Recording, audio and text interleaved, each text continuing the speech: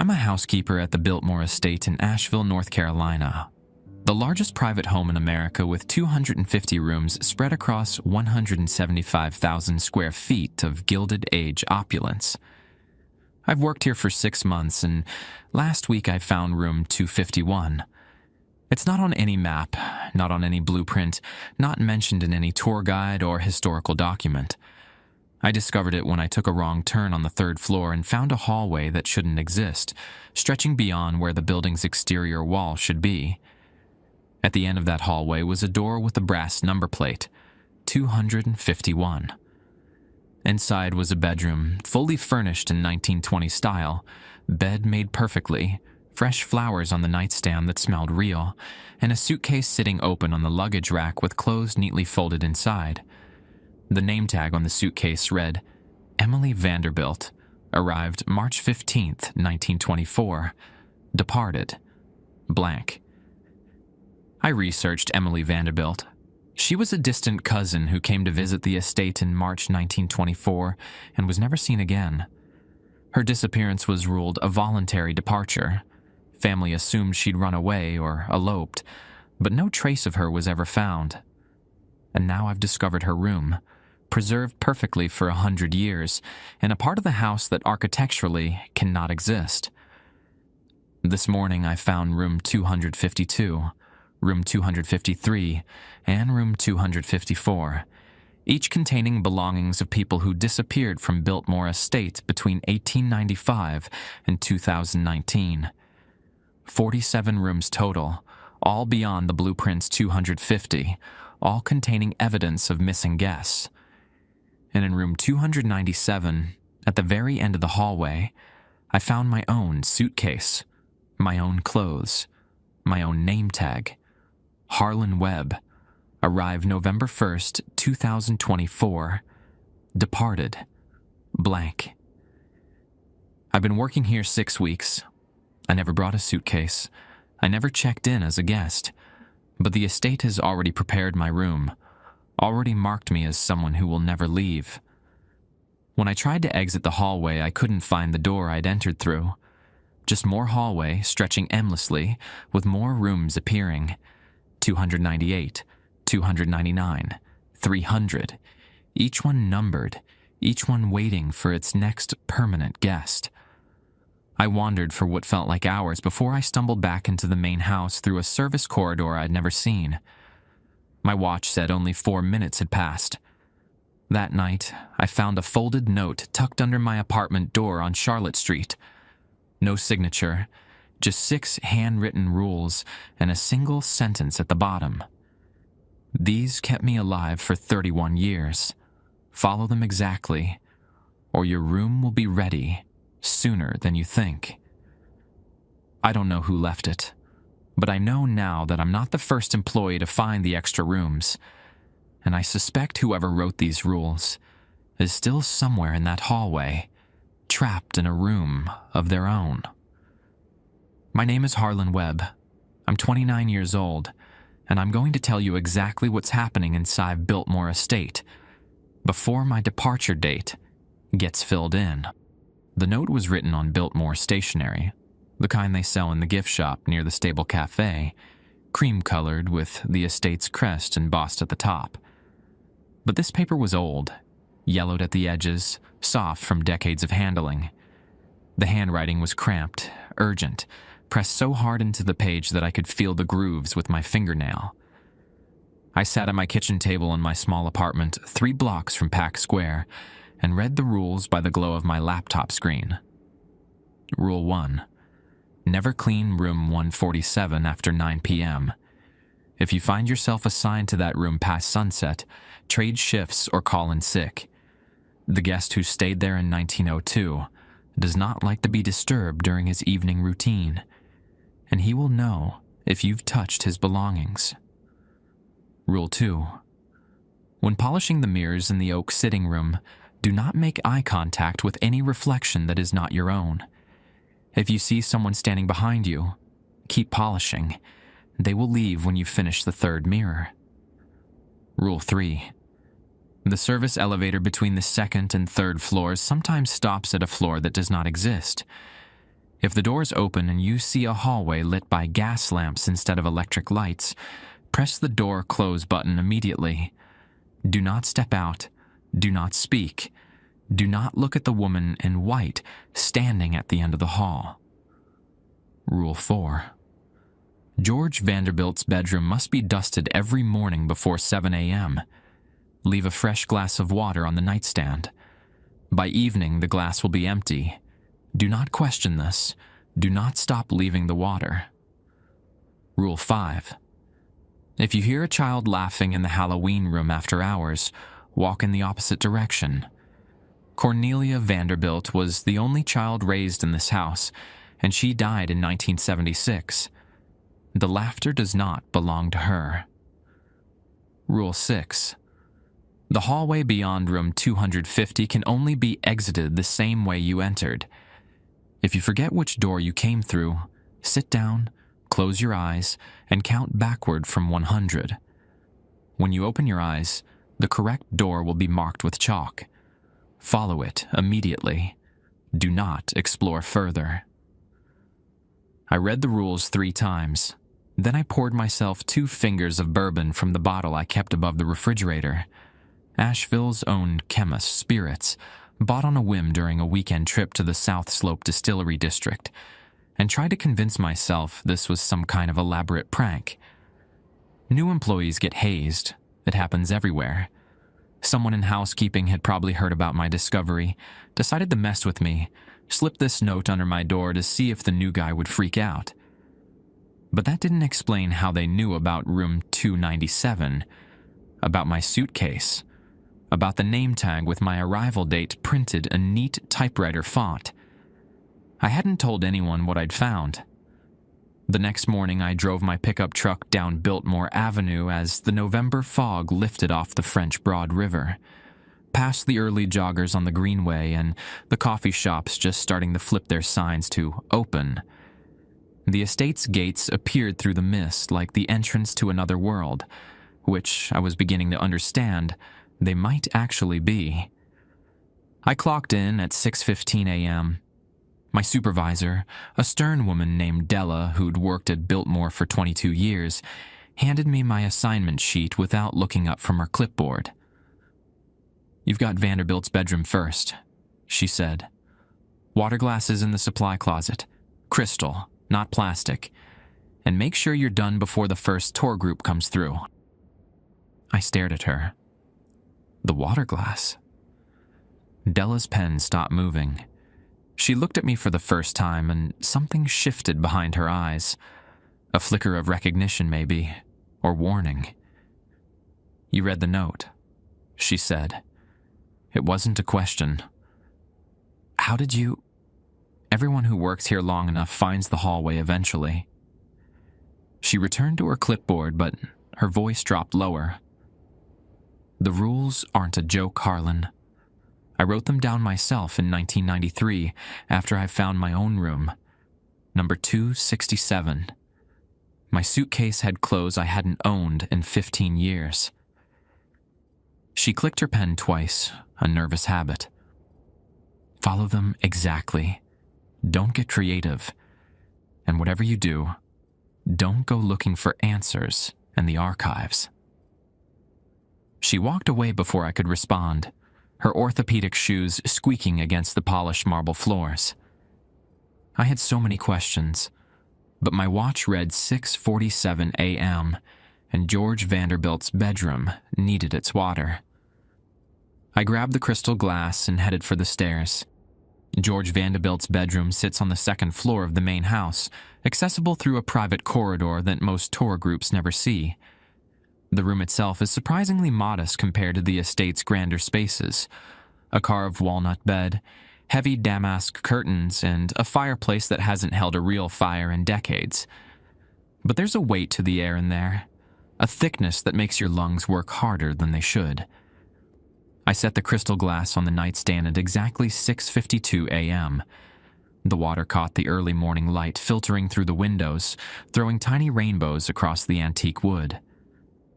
"Fresh water," I said aloud, feeling foolish. "Just like every morning." The room didn't answer. But as I turned to leave, I noticed something I'd missed in my previous cleanings. A photograph on the dresser, partially hidden behind the porcelain vase. George Vanderbilt in his later years, gaunt and tired, standing on the estate's front steps. And beside him, barely visible at the edge of the frame, a figure in white. A woman, maybe, though the image was too faded to make out features. I leaned closer. The figure seemed to shift, just slightly, as if turning toward the camera. I stepped back so fast I nearly knocked over a lamp. "Just old film degradation," I muttered. "Light damage, nothing else." I left the room without looking at the photograph again. My next assignment was the oak sitting room on the first floor, one of the estate's most photographed spaces. 3 massive mirrors dominated the walls, each framed in ornate gilded wood that had been polished by hands like mine for over a century. The morning tour wouldn't start for another hour, which meant I had the room to myself. I pulled out my cleaning supplies and approached the first mirror. Rule 2. Don't make eye contact with any reflection that isn't your own. I focused on the glass itself, on the smudges and fingerprints left by yesterday's visitors. My cloth moved in careful circles, working from the edges toward the center. In my peripheral vision, I could see my own reflection doing the same. Blue housekeeping uniform, brown hair pulled back, the tired eyes of someone who hadn't slept well. Nothing unusual, just me.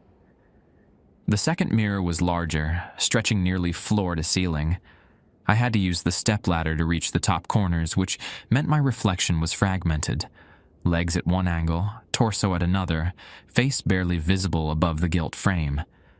I was halfway through when I noticed the other reflection. It stood behind my left shoulder, roughly where the doorway to the banquet hall should have been. A shape, human-sized, wearing something dark that absorbed the light rather than reflecting it. Don't make eye contact. Keep polishing.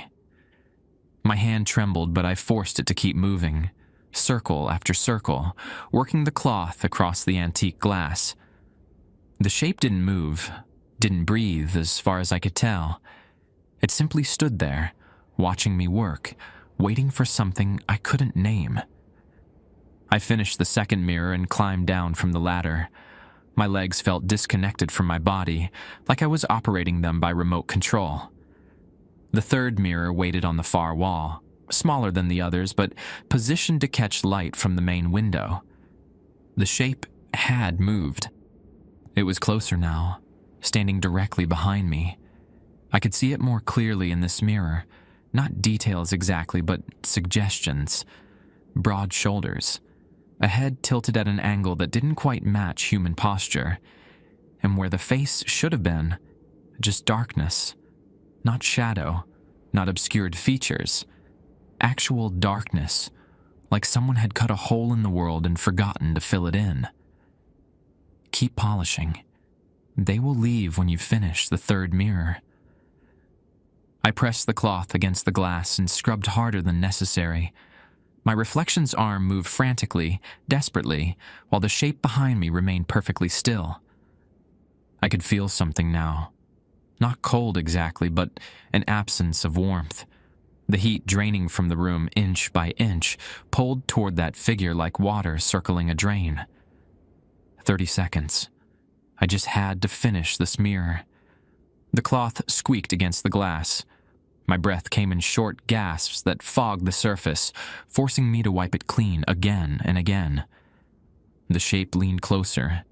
I could see it growing in the reflection, expanding, filling the space behind me until there was nothing else, just that darkness pressing against my back like a physical weight. 20 seconds. My hand cramped. The cloth slipped from my fingers and fell to the hardwood floor with a soft sound that seemed impossibly loud in the silence. I watched it fall in the mirror's reflection, watched my own panicked face, watched the dark figure reach toward my shoulder with something that might have been a hand. I grabbed the cloth and pressed it back against the glass.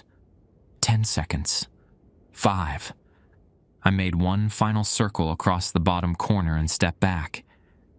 The shape was gone. The room was empty except for me, the mirrors, and the weak November sunlight struggling through the windows. No darkness, no figure, no evidence that anything had happened except for the sweat soaking through my uniform and the tremor in my hands that wouldn't stop. I gathered my supplies and walked toward the exit on legs that barely held my weight. In the doorway, I paused and looked back at the mirrors. 3 perfect reflections of an empty room stared back at me. But on the floor, in the exact spot where the figure had been standing, there was a single, wet footprint.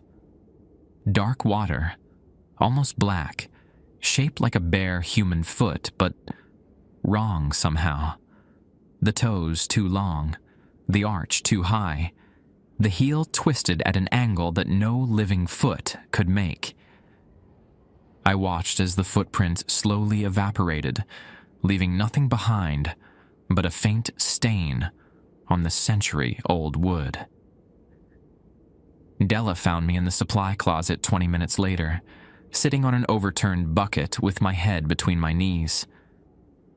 "The mirrors," she said, not asking. I nodded. She handed me a bottle of water from her lunch bag. "It gets easier. Not better, never better, but easier. You learn not to look. You learn to keep your hands moving, no matter what you feel behind you." She paused. "You did good. You finished all 3. What happens if you don't finish?" Della's face tightened. "A girl named Patricia stopped on the second mirror back in 2007, ran out of the room, screaming. She twisted the cap off her own water bottle. They found her in room 271 3 days later. She'd been missing for 6 hours, but her suitcase had clothes from her whole life. Baby pictures, her wedding dress, things she hadn't owned in decades. Is she still there?" "Her room is." Della took a long drink. "Patricia isn't anywhere anymore. Just the room, waiting for someone else." She stood and brushed off her uniform. "You've got the service elevator next, 3rd floor. Remember Rule 3, and for God's sake, don't step out if the doors open wrong." She left me alone with my water bottle and my shaking hands and the knowledge that I was only 2 hours into my shift. 6 more hours to go. The service elevator at Biltmore Estate was installed in 1929, 15 years after George Vanderbilt's death. It was meant to help staff move between floors without disturbing guests, a practical addition to a house that had never been designed for practicality. The cage was original, wrought iron with a brass accordion gate that required 2 hands to open and close. I'd used it dozens of times in my 6 weeks of employment. It groaned, it shuddered, it moved at a pace that made the stairs seem appealing, but it had never stopped between floors. Until today. I was carrying a bucket of cleaning supplies from the 2nd floor to the 3rd, mentally rehearsing the route I'd need to take to avoid room 147 before the afternoon shift change. The elevator lurched upward, cables creaking overhead, and I watched the floor indicator tick from 2 toward 3. It stopped at 2.5. It's not how I would have described it at the time. In the moment, my brain simply refused to process what I was seeing. The indicator needle had stopped between the 2 numbers, pointing at empty space on the dial. The elevator cage shuddered once, twice, then went still, and the doors began to open. Rule 3. If the doors open and you see a hallway lit by gas lamps instead of electric lights, press the door close button immediately. I saw the hallway. It stretched away from the elevator in a direction that shouldn't have existed. Not toward the main house, not toward the servants' wing, but somewhere else entirely. The walls were papered in the pattern I didn't recognize, burgundy and gold in the style that felt older than the rest of the estate. And the lights, yes, Gas lamps, just like the rule said. Brass fixtures with open flames that flickered and danced, throwing shadows that moved independently of anything that might have cast them. My hand shot toward the control panel, but I hesitated. At the end of the hallway, maybe 50 feet away, stood a woman in white. She wasn't moving, wasn't breathing, as far as I could tell. She simply stood there, facing me, her dress pooling around her feet like spilled milk. The gas lamps behind her made it difficult to see her features, just the suggestion of a face, pale and round, framed by dark hair that hung loose past her shoulders. Do not look at the woman in white standing at the end of the hall. I was already looking. She raised one hand slowly and beckoned. The gesture was almost gentle, inviting even. "Come here," it seemed to say. "Come down the hall. I have something to show you." My finger found the door close button. I pressed it. Nothing happened. The woman took a step forward, then another. Her feet made no sound against the floor. No click of heels, no rustle of fabric. She moved like a film projection, smooth and silent, closing the distance between us with a patience that felt worse than urgency. I pressed the button again, and again, my thumb aching from the pressure, my other hand gripping the elevator's brass rail so hard I could feel the metal biting into my palm.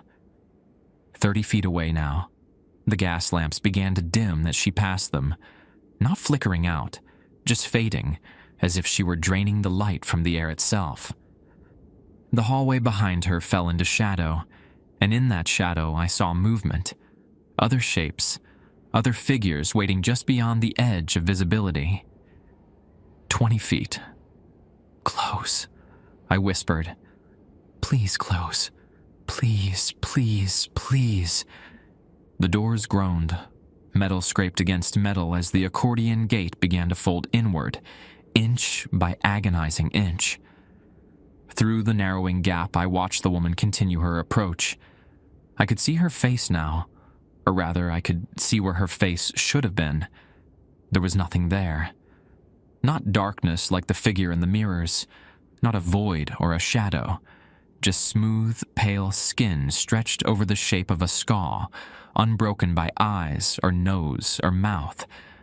A face that had never existed, or a face that had been erased, worn away by decades of wandering a hallway that didn't belong in our world.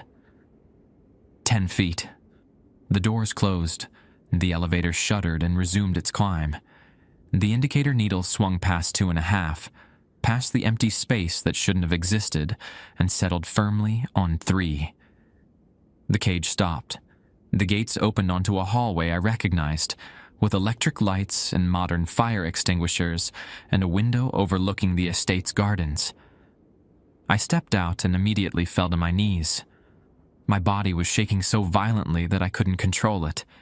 Every muscle had locked up, then released at once, leaving me gasping on the hardwood floor while tourists wandered past, giving me concerned looks.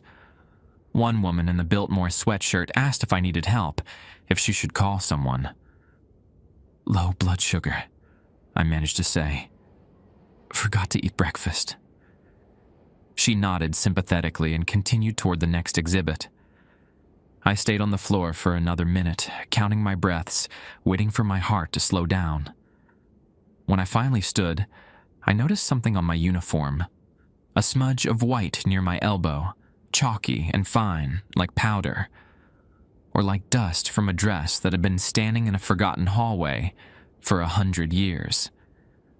I brushed it off quickly, watching the particles scatter and disappear before they hit the ground. That evening, after my shift ended, I drove the Pack Memorial Library on Haywood Street. The local history section was tucked in the back, past the children's area and the quiet study rooms, and I spent 2 hours searching through old newspaper archives. I found her, Margaret Brennan, a seamstress from Asheville who had been hired to repair antique textiles at the estate in 1912. She had worked there for 3 months, well liked by staff, known for her quiet demeanor and her habit of wearing white dresses she had sewn herself. On December 17, 1912, she entered the service elevator on the second floor. She never arrived at the third floor. A search of the house found nothing. Police investigated for weeks.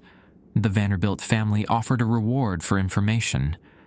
But Margaret Brennan had vanished as completely as if she'd stepped out of existence, which, I now understood, she essentially had. The newspaper article included the photograph. A young woman in a white dress, dark hair past her shoulders, standing on the steps of a modest house somewhere in Asheville. Her face was ordinary, pleasant, forgettable. But it was there. Eyes, nose, mouth, all the features a face should have. Whatever I'd seen in that hallway, it wasn't Margaret anymore. It was something that had been Margaret once, before the estate took the rest of her, before it wore her face down to nothing and left her wandering a corridor lit by gas lamps, beckoning strangers to join her in the dark. I photocopied the article and drove home. That night I dreamed of the hallway, of the woman in white walking toward me, patient and silent, closing the distance step by step. In the dream, the elevator doors didn't close. She reached me. She placed her smooth, featureless face inches from mine, and she spoke without a mouth. "Your room is almost ready." I woke up at 3 a.m., drenched in sweat, with the taste of old dust on my tongue. The next morning, I arrived at work an hour early. I needed to find Della. I needed answers that the rules alone couldn't provide. But Della wasn't on the schedule. According to the shift manager, she had called in sick for the first time in 22 years. And when I checked the supply closet where we'd talked the day before, I found something that made my breakfast turn to cement in my stomach. Her orthopedic shoes, sitting neatly by the door, empty, as if she'd stepped out of them and simply walked away. I told myself there was a reasonable explanation.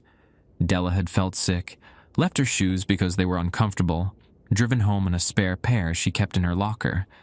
People did that. It wasn't strange. But I checked her locker anyway, using the master key I wasn't supposed to have copied. Inside, I found her purse, her car keys, her wallet with $43 in cash, and a faded photograph of a boy who might have been a grandson. Della hadn't driven home. Della hadn't left at all. The shift manager, a college kid named Tommy who clearly wanted to be anywhere else, shrugged when I asked about her. "Maybe she's still in the building somewhere. This place is huge. People get turned around all the time." "Her shoes were empty," I said. "Just sitting there. Empty." Tommy gave me the look that young people reserve for older coworkers who say strange things. "I'm sure she's fine, man. Just focus on your assignments." My silence. Right. As if I could focus on dusting chandeliers when my only ally in this place had vanished into thin air. I spent the morning moving through my tasks on autopilot, cleaning rooms I'd cleaned 100 times before, smiling at tourists who had no idea what lurked behind the velvet ropes. Every few minutes I'd scan the crowds for Della's gray hair, her sensible cardigan, the reading glasses she wore and the chain around her neck. Nothing. By noon, I'd made a decision. Della had warned me not to look for answers in the archives, which meant the archives held answers. And if Della was trapped somewhere in this house, in one of those rooms beyond 250, in a hallway that shouldn't exist, then I needed those answers to find her. The Biltmore Estate archives are housed in the climate-controlled room beneath the main house, accessible through a door near the old servants' quarters. It's not open to the public. Not even most employees have access. But I've been here long enough to learn which doors had weak locks and which security cameras had blind spots. The archive room smelled like old paper and preservation chemicals, a combination that reminded me of my grandmother's attic in Weaverville. Metal shelves stretch from floor to ceiling, holding boxes labeled by year and category.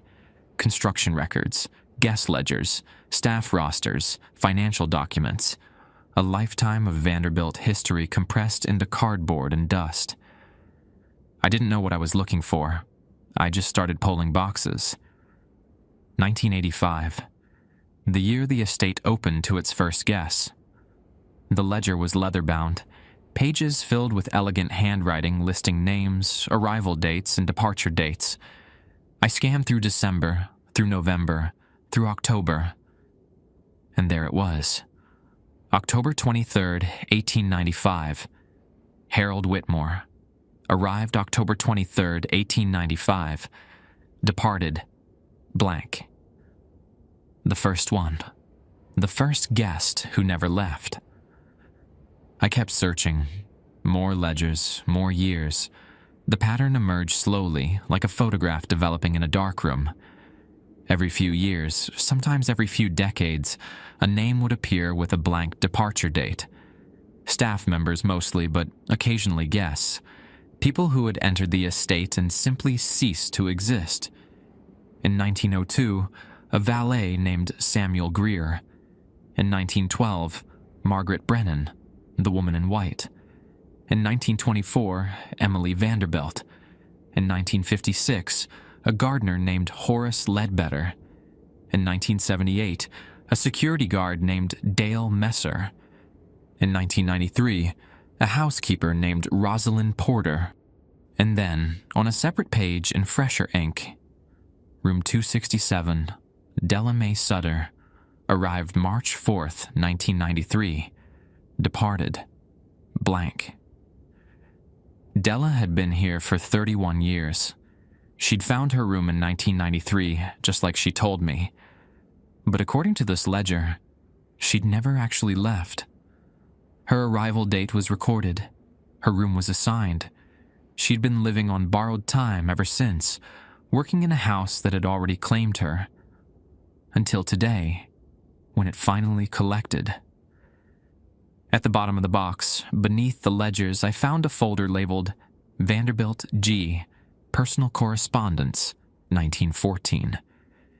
Inside were letters, dozens of them, all written in the same cramped handwriting, all addressed to people who had apparently never received them. I picked up the first one. My dearest Edith, it began. The house is nearly complete. Not the physical structure, that has been finished for years, but the true house, the eternal house, the one that will preserve us forever, protect us from the ravages of time and disease and death. I have spoken with the Cherokee elders, though they warn me against this path. They say the land remembers. They say it hungers. But I believe I can satisfy that hunger. I can feed it, and in return, it will give us immortality. The letter was dated February 1914. George Vanderbilt died on March 6, 1914, from complications following an appendectomy. I read another letter, and another, and another. George Vanderbilt had been obsessed with death, not in a morbid way, in a defiant way. He'd watched his father die, his brothers die, friends and colleagues cut down by diseases that no amount of wealth could cure. And somewhere along the way, he'd decided that Biltmore Estate wouldn't just be a home, it would be a vessel, a place where people could live forever, preserved in rooms that existed outside of normal space and time. He'd consulted spiritualists, architects who specialized in non-Euclidean geometry, Cherokee medicine men who had warned him repeatedly that the land beneath the estate held something old and patient, something that had been waiting for exactly this kind of invitation. And in his final months, dying from an infection that no doctor could cure, George Vanderbilt had made a wish. A dying wish, spoken into the walls of the house he loved more than anything. Let no one ever truly leave, he had written in his final letter, dated March 4th, 1914. Let Biltmore hold us all, forever, in perfect preservation. Let the house remember everyone who enters. Let it keep them safe. The land had listened, but it had interpreted keep them safe in its own way. I put the letters down and sat in silence for a long moment. The archive room felt smaller than it had when I'd entered, the shelves pressing closer, the air thicker in my lungs. George Vanderbilt hadn't created the haunted house. He'd created a trap. A beautiful, opulent trap that had been swallowing people for 130 years, adding room after room beyond the blueprint, preserving its guests in a state that wasn't quite life and wasn't quite death. And somewhere in that trap, Della was waiting. I stood up and grabbed the folder of letters. If there was a way to undo what Vanderbilt had done, a way to release the people trapped in those rooms, the answer might be in these pages, or it might be in the Cherokee warnings he'd ignored. Either way, I couldn't figure it out alone. I needed to find someone who understood what Vanderbilt had built, someone who knew about the land before the estate existed. I locked the archive room behind me and headed for my truck. I had a long drive ahead, out past Black Mountain, past the tourist traps and the craft breweries, toward the Qualla boundary and the eastern band of Cherokee Indians. If anyone knew how to close a door that should never have been opened, it would be them. But as I crossed the parking lot, my phone buzzed with a text from an unknown number. Room 267 says hello. She wants you to know that your room is almost ready. 298, right next to hers. I look back at the estate. In a third-floor window, barely visible against the afternoon light, a figure stood watching me. Gray hair, sensible cardigan, glasses on a chain. Della waved once, then she stepped back from the window and disappeared. I got in my truck and drove. The drive to Cherokee took just over an hour, winding through the mountains on roads that narrowed and curved like the coils of a sleeping snake. The November trees had dropped most of their leaves, leaving the hillsides bare and brown, streaked with the dark green of rhododendron thickets. I passed through Waynesville, through Maggie Valley, through the tourist strip with its go-kart tracks and mini-golf courses, until the signs changed and I entered the Qualla boundary. 56,000 acres held in trust for the eastern band of Cherokee Indians. I didn't have a plan. I didn't have a contact. I just had a folder full of 100-year-old letters and a desperate hope that someone here would know what George Vanderbilt had done to their ancestors' land. The Museum of the Cherokee Indian sits on Drama Road in the heart of Cherokee, a modern building that houses thousands of years of history. I parked in the nearly empty lot. Tourist season was over, the crowd's gone until spring, and walked inside with Vanderbilt's letters tucked under my arm. The woman at the front desk was maybe 60, with silver-streaked hair pulled back in a clip and reading glasses perched on her nose. Her name tag read Loretta Cucumber, and she looked up from her computer with the patient expression of someone who'd spent decades answering foolish questions from outsiders. "Museum's closing in an hour," she said, "but you can still walk through the exhibits if you're quick." "I'm not here for the exhibits." I set the folder on her desk. "I'm here because I work at Biltmore Estate, and I think George Vanderbilt did something terrible to this land. Something your people warned him about." Loretta's expression didn't change, but something shifted behind her eyes. She looked at the folder, then back at me. "You better come with me," she said. She led me through a side door, down a hallway lined with administrative offices, and into a small conference room with a window overlooking the Oconaluftee River. Another woman was already there, younger, maybe mid-30s, with sharp features and a UNC Asheville sweatshirt. "This is my niece, June," Loretta said. "She teaches history at the travel college, and she's been waiting for someone from Biltmore to show up for about 15 years. June didn't shake my hand. She just gestured for me to sit and pulled the folder toward her. "What happened?" she asked. "What did you see?" I told her everything. The hallway beyond room 250, the 47 rooms with their preserved suitcases and blank departure dates, my own room waiting at number 297, the woman in white in the elevator, the figure in the mirrors, Della's disappearance. June listened without interrupting. When I finished, she opened the folder and began reading Vanderbilt's letters, her lips moving slightly as she scanned the cramped handwriting. "He came to us in 1889, she said finally, before the house was even built. He'd bought the land, bought it from families who'd been here for generations, families who'd survived the Trail of Tears and rebuilt their lives in these mountains. And they came to our elders asking questions about the soil, about what lived beneath it." "What did they tell him?" June exchanged a glance with her aunt. "They told him the truth, that this land has memory, that it holds on to things, grief, joy, love, pain. Everything that happens here gets absorbed into the earth, stored like water in a sponge." She tapped one of the letters. "Our ancestors understood this.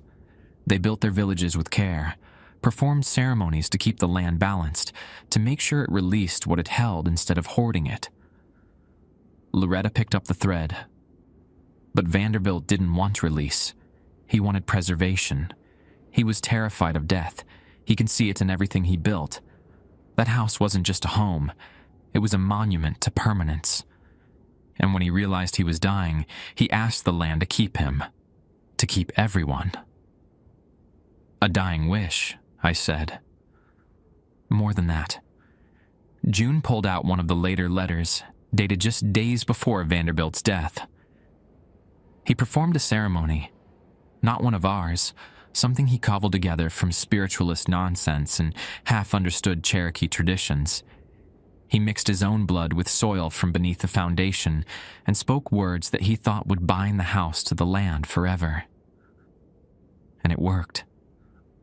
Too well." Loretta's voice was heavy.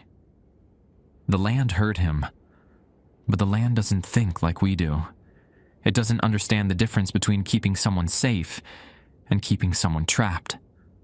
Vanderbilt asked for preservation, and the land gave him exactly that.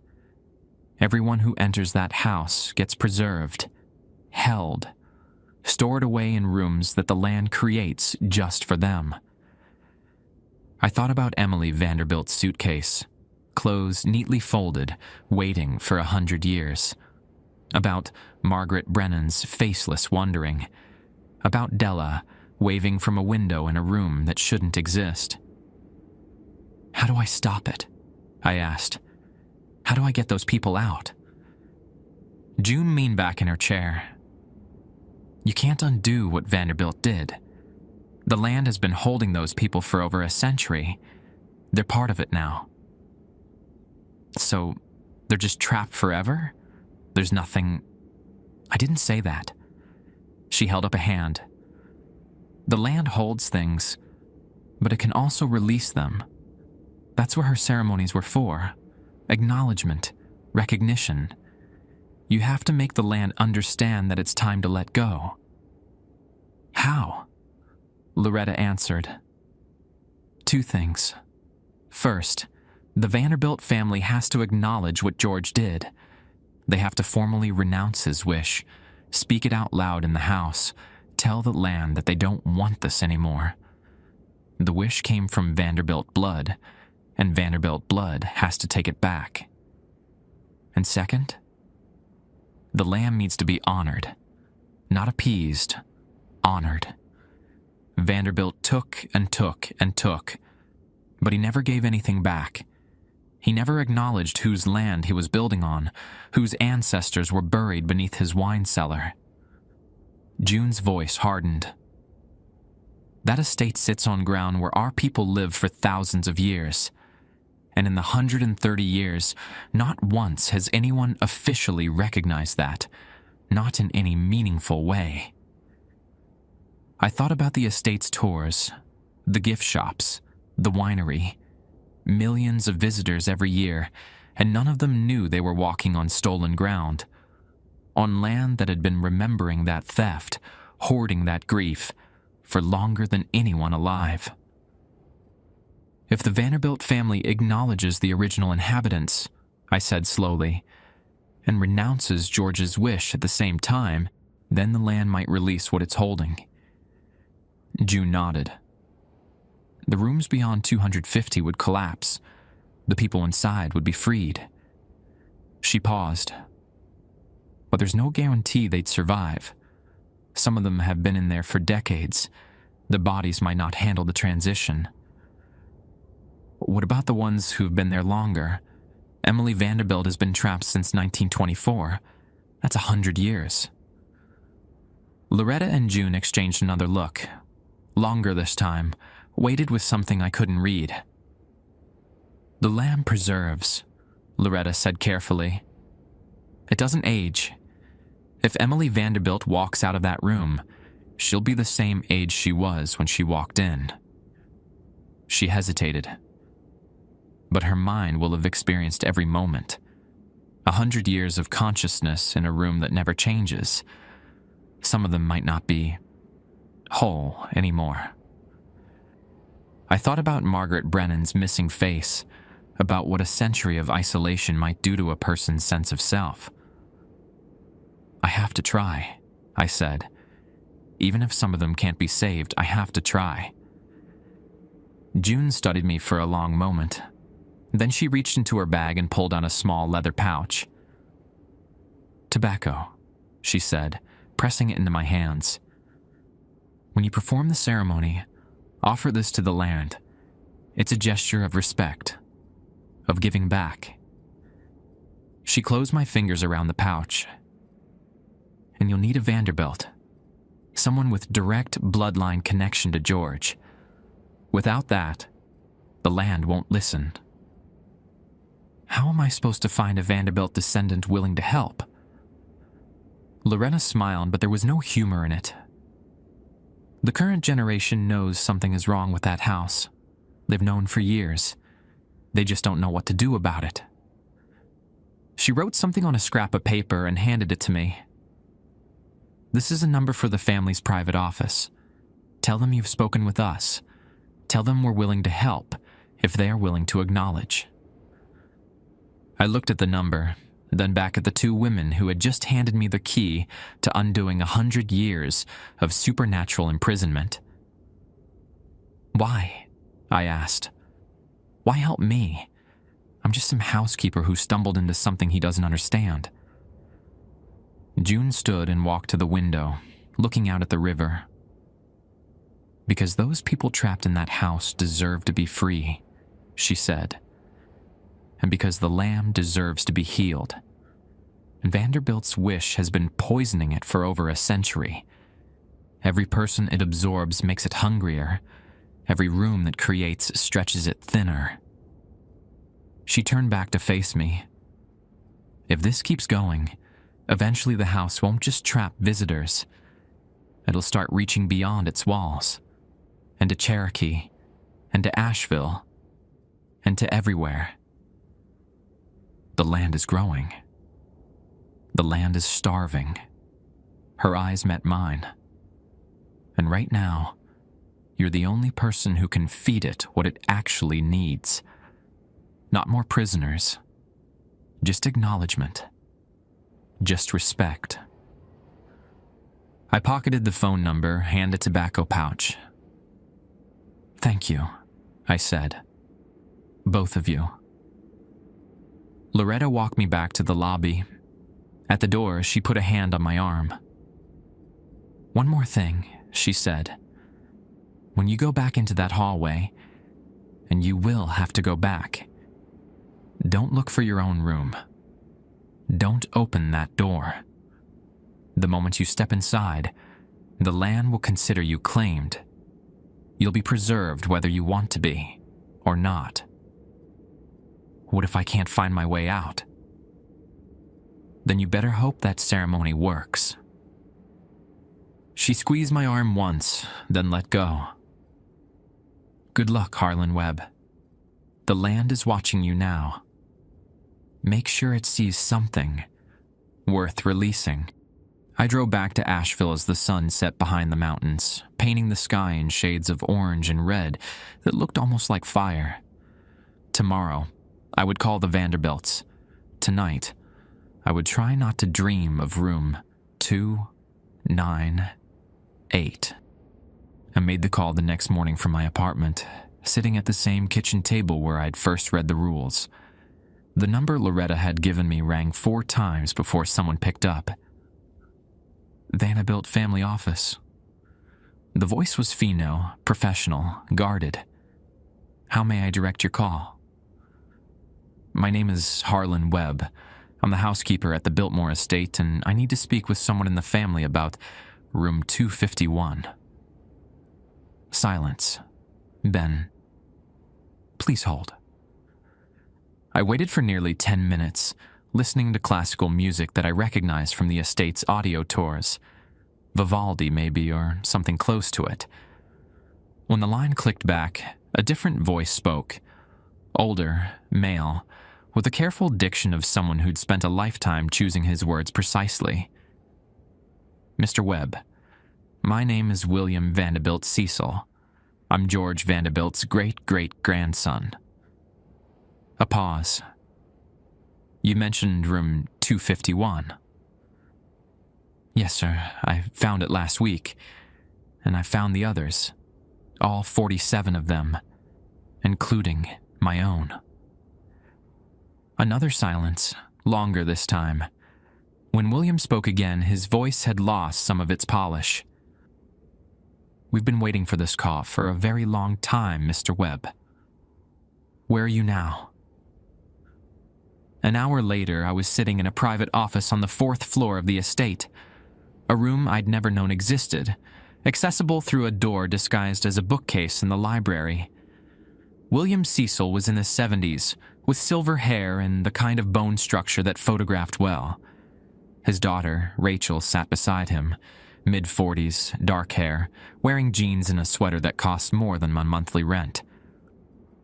We know about the rooms, William said. Every generation learns eventually. My grandmother told my father, and my father told me. He folded his hands on the desk. We've tried everything. Priests, paranormal investigators, a team from Duke University's parapsychology department in 1987. Nothing worked. Did anyone try asking the Cherokee? Rachel shifted in her seat. We reached out once, in the 90s. They refused to help. Said the family had never acknowledged the land's original inhabitants, so they had no obligation to clean up our mess. They'll help now, I said. I spoke with them yesterday. Loretta Cucumber and her niece June. They gave me instructions. I explained what I'd learned, the dying wish, the blood ritual, the land's hunger for acknowledgement. William listened without interrupting, his face growing paler with each detail. When I finished, he looked at his daughter.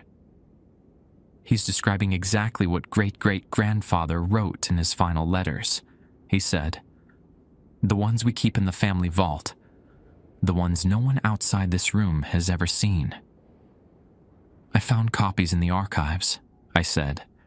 Vanderbilt kept duplicates of everything. William laughed. A short, bitter sound. Of course he did. The man was obsessive about documentation, even documented his own descent in the madness. He stood and walked to the window, looking out at the estate's gardens.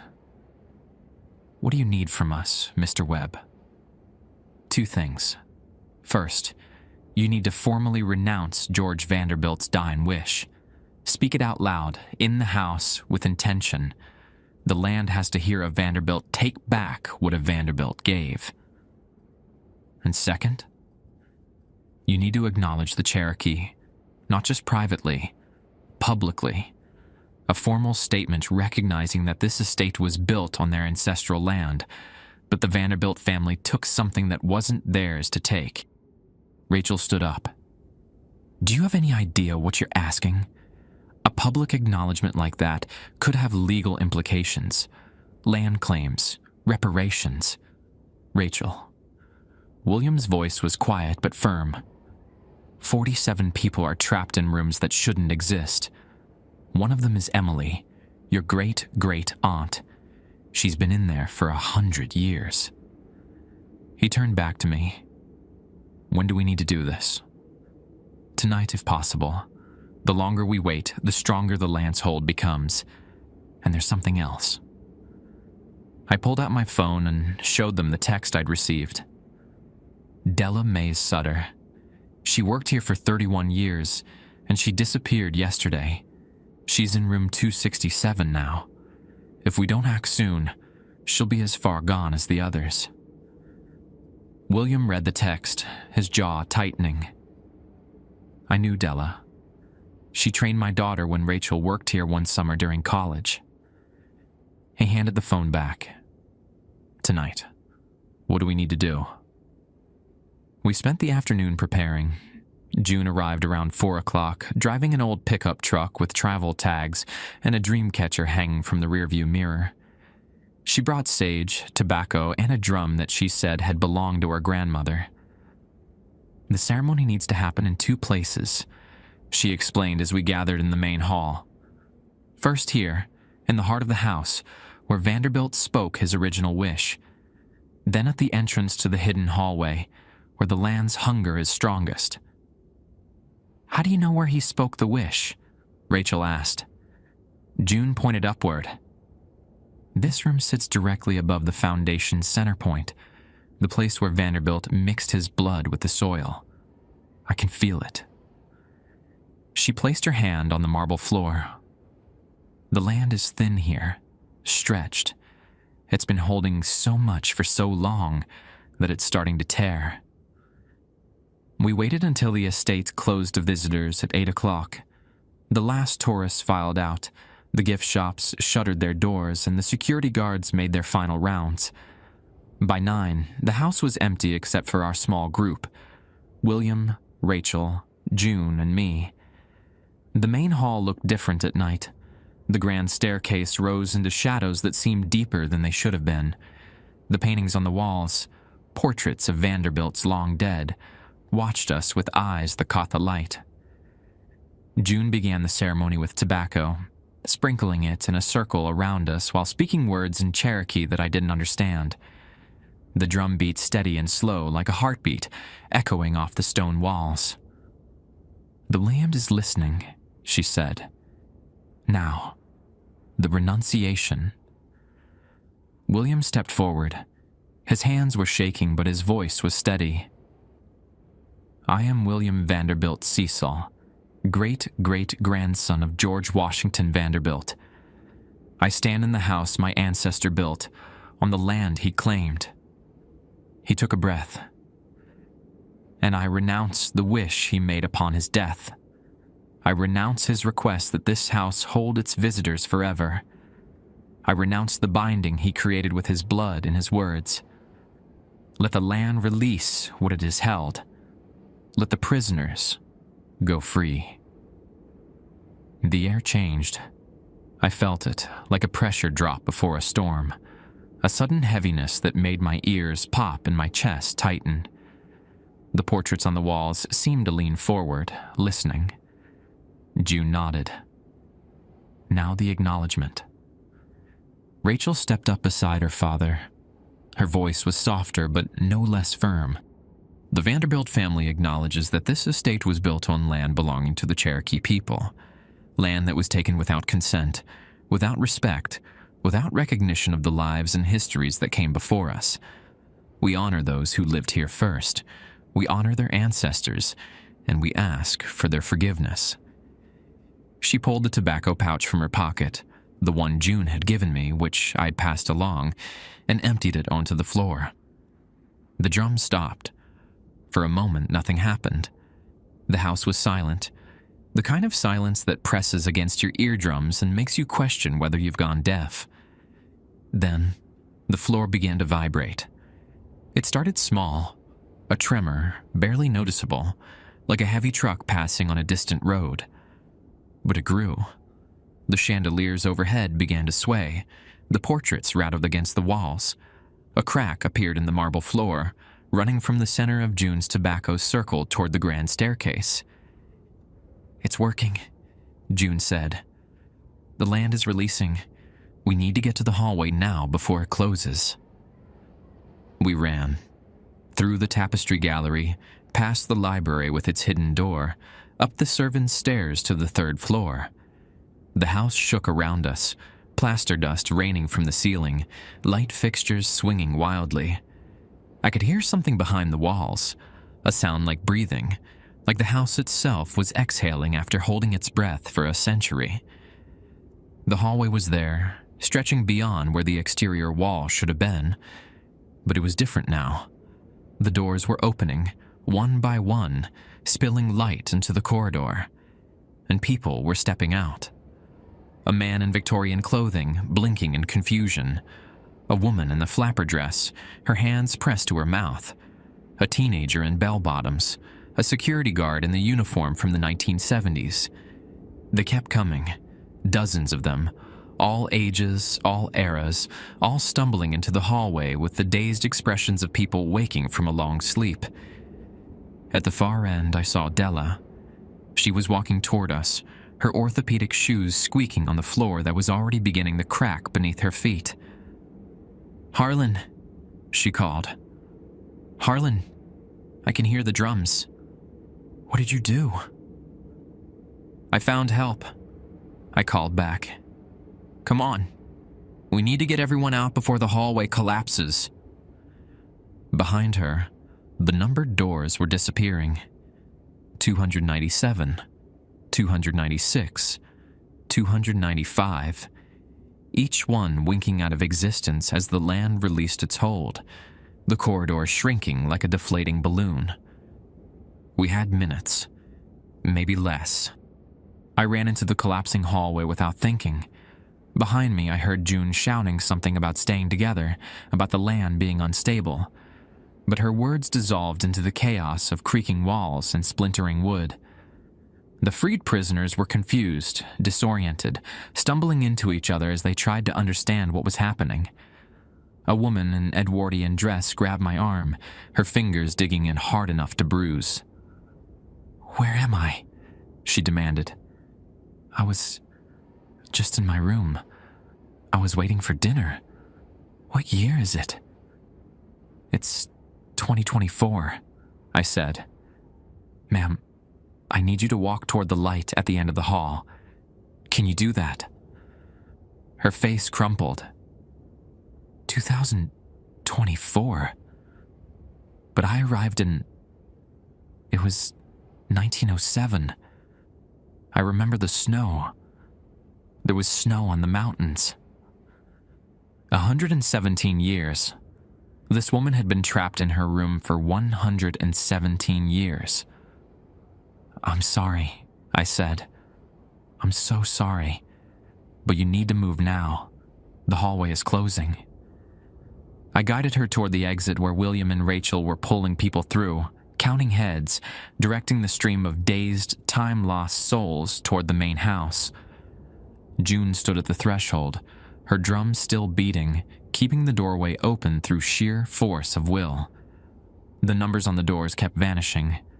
284, 283, 282. Each disappearance came with a sound like tearing fabric, reality stitching itself back together after being stretched for far too long. I pushed deeper into the corridor. People pressed past me in both directions, some heading for the exit, others wandering aimlessly, calling out names of people who might have been dead for decades. I saw a man in a Confederate uniform, which meant he'd been here since before the house was even built.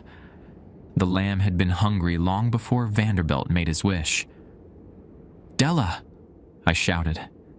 "Della, where are you?" "Here!" Her voice came from somewhere ahead, past a cluster of people in 1940s clothing who were arguing about whether Roosevelt was still president. "Harlan, I'm stuck. The floor." I shoved through the crowd and found her. She was 20 feet from the end of the hallway, her left foot wedged in a crack that had opened in the floor. The wood around her was buckling, warping, as if the ground beneath was trying to swallow her back down. "Hold on." I dropped to my knees beside her. "I'm going to get you out." "The land doesn't want to let go."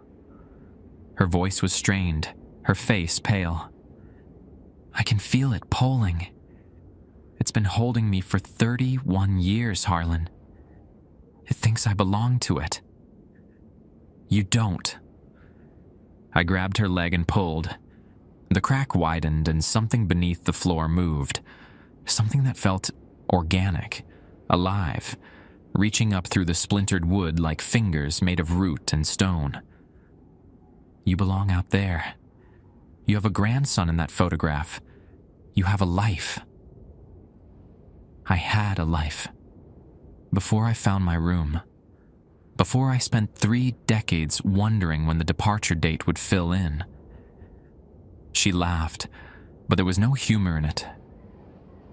You know what the worst part was? The waiting. Knowing the room was there. Knowing eventually I'd end up inside it. But not knowing when. I pulled harder. The roots, or whatever they were, tightened around her ankle. "Della, I need you to focus. Think about something outside this house, something real, something the land can't touch." "My grandson." Her eyes found mine. "His name is Jerome. He's 7. He thinks I'm just a boring old lady who works at a museum." A tear slipped down her cheek. "I missed his birthday last month. I was too scared to leave the estate. Thought if I stayed close to my room, I could keep it from claiming me." "Think about Jerome's next birthday. Think about being there, about watching him blow out candles and tear open presents." The roots hesitated. I felt them loosen, just slightly, as if the land was reconsidering. "That's it. Keep thinking about him. Keep holding on to something outside these walls." I yanked her leg free. She fell against me, both of us tumbling backward as the crack in the floor sealed itself with a wet, organic sound. Behind us, more doors were vanishing. 267, her room, blinked out of existence with finality. "Move," I said. "We have to move now." We ran, or she limped and I half carried her, weaving through the remaining prisoners who were still finding their way toward the exit. The hallway was shrinking faster now, the far end rushing toward us like the walls of a trash compactor. I could see the doorway ahead, could see June's drum still beating, could see William and Rachel reaching out to grab the last stragglers. 50 feet, 40, 30. A hand grabbed my shoulder from behind. I spun around and found myself face to face with a woman I didn't recognize. She was young, mid-20s maybe, with dark hair and a dress that might have been fashionable in the 1920s. Her eyes were clear, alert, more present than any of the other prisoners I'd seen. "You're Harlan Webb," she said. "I saw your room, number 298, right next to mine." "Emily Vanderbilt?" She smiled, and there was something ancient in that smile, something that had spent a century watching the world through a window that looked onto nothing. "I was wondering when someone would finally come for us. George promised we'd be safe here, promised the house would protect us forever." The smile faded. "He didn't mention we'd be conscious the whole time." "I'm sorry. I'm so sorry for what your family did to you." "Don't be sorry. Be quick." She grabbed Ella's other arm and helped me carry her toward the exit. "The land isn't releasing everyone. Some of them went too deep. Some of them forgot they were ever human." "The woman in white. Margaret Brennan." Emily nodded. "She stopped being Margaret decades ago.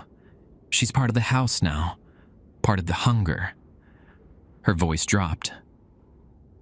If the hallway closes with you still inside, you'll become like her. A thing that wanders. A thing that beckons. We reached the doorway. June grabbed Della and pulled her through. William caught Emily as she stumbled over the threshold, his face a mask of shock as he recognized his great-great-aunt, a woman who should have been dead for half a century. I was the last one through. The moment I crossed the threshold, the hallway collapsed. Not violently, quietly, like a sigh. The walls folded inward, the floor rose up, and the entire impossible corridor compressed itself into a single point of darkness that hung in the air for one heartbeat before winking out entirely. Where the hidden doorway had been, there was now only solid wall, wallpaper, crown molding, a painting of a fox hunt that had probably hung there since 1895. Room 250 was the last room again. The house had returned to its blueprints. In the main hall below, 43 people stood in various states of shock and confusion. Some were crying, some were laughing. A few had simply sat down on the marble floor and refused to move. They ranged in age from their 20s to their 80s, though their clothing spanned 130 years of fashion. I did the math. 47 rooms, 43 survivors. 4 people hadn't made it out, either too deep in the hallway when it collapsed, or too far gone to remember how to walk toward freedom. Margaret Brennan was one of them. I was certain of that. June set down her drum and surveyed the chaos. It's done. The land has released what it was willing to release. She looked at me. You should check the water glass and Vanderbilt's bedroom. I climbed the stairs on legs that felt like they belonged to someone else. The bedroom door was unlocked, the room dark except for moonlight streaming through the windows. The crystal glass on the nightstand was empty, just like always. But beside it, where nothing had been before, lay a single folded piece of paper. I picked it up and read the words written in handwriting I recognized from the archived letters. Thank you for releasing them. I never meant for this to happen. I only wanted to keep my family safe. To keep everyone safe. Please forgive me. GWV. George Vanderbilt. Dead for 110 years, but still, somehow, aware of what his house had become. I folded the notes and put it in my pocket. Downstairs, someone was crying. Someone else was asking what year it was. The long night was just beginning. The news called it a mass hallucination event, which was the kindest explanation anyone could offer. 43 people appearing in the main hall of Biltmore Estate, dressed in clothing from different eras, claiming they'd been trapped in rooms that didn't exist. The story was too strange for mainstream media to touch. A few paranormal blogs picked it up. A podcast out of Asheville did a 3-part series, but mostly, the world moved on. The survivors were harder to explain away. Emily Vanderbilt walked out of the estate on her own 2 feet, 127 years old, but looking no older than the day she'd arrived in 1924. Doctors at Mission Hospital couldn't explain it. Her bones were strong, her heart steady, her mind sharp as broken glass. She remembered everything, every day of the 100 years she'd spent in that room, every sunrise she'd watched through a window that looked onto nothing, every moment of conscious isolation that should have driven her mad. The land preserved us, she told me when I visited her at the rehabilitation center in Black Mountain. Body and mind, it didn't want us to decay. It wanted us whole. She stared out the window at the mountains she'd last seen a century ago. Not sure if that was mercy or cruelty. The Vanderbilt family set up a trust fund for the survivors. New identities, housing assistance, therapy, whatever they needed to rebuild lives that had been interrupted by decades or centuries. Some adapted quickly, others never would. Della retired from housekeeping and moved to Charlotte to live with her daughter's family. She sends me photographs sometimes. Jerome at baseball games, Jerome at school plays, Jerome doing all the ordinary things that 7-year-olds do. She looks happy in the pictures, tired but happy. The man in the Confederate uniform turned out to be a deserter from 1864 who'd been hiding in a cave on the property when the land took him.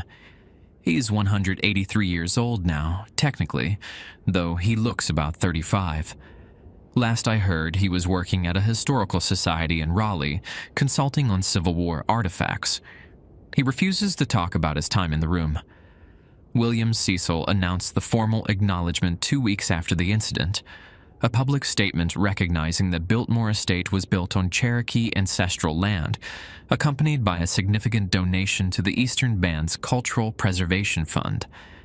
It wasn't reparations. It wasn't enough. But it was something. June tells me the land is quieter now. Healing, maybe, or just resting. The hunger has faded. The rooms beyond 250 haven't reappeared. I still work at the estate. Someone has to. Every morning I leave a fresh glass of water on George Vanderbilt's nightstand. Every evening the glass is empty. I don't know if that means he's at peace or if some part of him is still wandering the halls of the house he loved too much. I've decided it doesn't matter. The ritual continues either way. I still follow the rules too, all 6 of them. The mirrors in the oak sitting room still show figures that shouldn't be there. The service elevator still stops at floors that don't exist. The child's laughter still echoes through the Halloween room after dark. The land remembers. It always will. But now, when new employees find the hidden hallway, and they do, eventually, because the house wants to be explored, I'm there to guide them back, to hand them the rules, to make sure they understand what they're dealing with. Biltmore Estate has 250 rooms. Exactly 250. And as long as I'm here, that's all it will ever have. My name is Harlan Webb. I'm a housekeeper at the largest private home in America, and I make sure everyone finds the exit.